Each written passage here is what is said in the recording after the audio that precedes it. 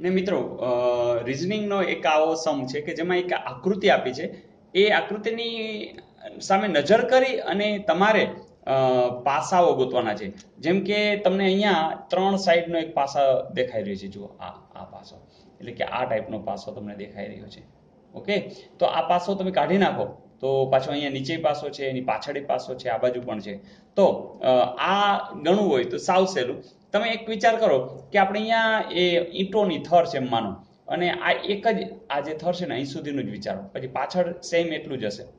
એટલે જુઓ છે, આ પહેલી થર છે, તો આ પહેલું જે થર છે એની અંદર જુઓ તો આ 1 2 3 4 5 6 7 ને 8, આટલામાં 8 ઈંટો છે. પાછળ 8 હશે પછી જોશું. 1 2 3 4 5 6, અહીંયા 6 છે. 1 2 3 4, તો અહીંયા 4 છે. એટલે કે અહીંયા જે આખે આખો પહેલો થર છે એને કે તમે આમ કલ્પના કરી શકો કે માત્ર એક જ ઈંટો આ રીતે આમ બધી છે, હે ને? તો પછી આ રીતે આગળ આગળ છે. તો આટલો ભાગ જે છે એની અંદર જે ઈંટો છે, જેમ કે તમે ગણી લીધી કે 8 છે, આ 6 છે અને આ 4 છે. તો અહીંયા ટોટલ 18 નો એક આ થર છે.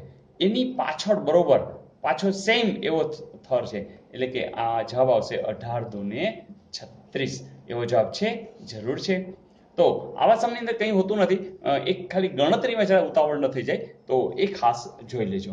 ઓકે મિત્રો, ક્યારેક આવી આકૃતિ પૂછી અને તમને એમ કહે કે આટલા ભાગમાં શું આવતું હશે, તો મિત્રો આ એકદમ સિમ્પલ હોય છે. તમારે ખાલી એક નજર કરવાની હોય છે કે જેમ કે આ આકૃતિની અંદર તમે બધાએ જોયું હશે કે આમ સીધી રેખા છે. તો સ્વાભાવિક છે, આમ છે એટલે અહીંયા આવે, બરાબર ને? તો એક તો આ આવશે, તો આ ક્રોસ છે એટલે આ તો જવા દે, બરાબર? સીધી 3 3 છે. ઓકે, પછી આનો રાઉન્ડ છે, તો જેમ આ બાજુની સાઈડમાં રાઉન્ડ છે તો આનો રાઉન્ડ આ બાજુ આવશે, બરાબર? તો એવો રાઉન્ડ જો અહીં છે, હા, તો એ તો ત્રણેયમાં છે. પછી તો અહીંયા રાઉન્ડ શેપ છે, તો અહીંયા રાઉન્ડ શેપ આવવો જોઈએ. તો એમાં આ એટલે નીકળી ગયું, ચલો આમાં રાઉન્ડ શેપ નથી. ઓકે, હવે આ બેમાં છે. હવે એક શું જોવાનું છે કે તમે જુઓ કે આ બાજુની સાઈડમાં, એટલે જેમ આમ ચક્કર ફરતું હોય ને એમ આ સાઈડ તમે હાથ આવ્યો, તો હવે આ સાઈડ નો આવ્યો, જો આ બાજુ આવ્યો, તો હવે આ બાજુ આવ્યો, તો હવે કે બાજુ આવે? આ બાજુ આવવો છે ને? તો પહેલી વાત તો કે આ બાજુ હાથ હોવો જોઈએ છે. હા, તો છે. હવે આ બેમાંથી તો બસ ફાઇનલ છે કે આનો જવાબ કોણ આવશે? આ છેલ્લું. ઓકે, આ નીકળી જશે કારણ કે એનો હાથ આ સાઈડ છે. ઓકે મિત્રો, તો આ જે સમ છે એ એકદમ સિમ્પલ હોય છે, રિઝનિંગમાં પૂછાય છે, આકૃતિ આધારિત હોય છે. તો આવા જેમ વધુ પ્રેક્ટિસ કરશો એમ તમને આ સહેલું પણ લાગશે અને મજા પણ આવશે. તો મિત્રો બસ હવે ટૂંકા ગાળાની અંદર જીપીએસસી આવી રહી છે, તમે લોકો ઘણી બધી તૈયારી કરી રહ્યા છો. એ સિવાયની પણ એક્ઝામ્સ આવી રહી છે, એમાં બધે તમને આ ઉપયોગી થવાનું છે અને થવાનું છે. મિત્રો, મને પણ મજા આવે છે, તમે લોકો ઘણું બધું શેર કરો છો, તમને આવતી મજા મારા સુધી પહોંચી રહી છે.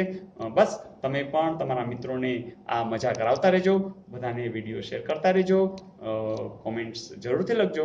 Okay, all the best.